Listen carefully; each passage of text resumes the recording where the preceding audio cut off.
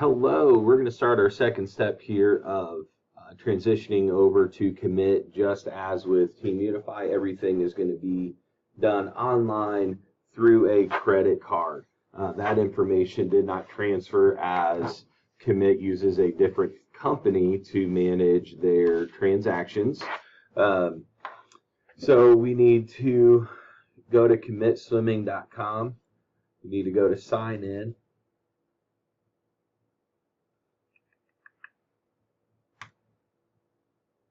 And under sign in, you're going to go to payments on the left. See this payment methods right here. You're going to click add, and then simply add your credit card number, the expiration date, and the CVC.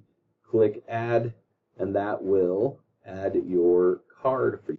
As you can see here on my account, I went ahead and I added all my card information, and as soon as I hit save, there it is, it's in, and this will allow us to do our monthly billing or billing for meets, anything along that line, the reimbursement, so on and so on. So please log into your accounts again, go under payments here,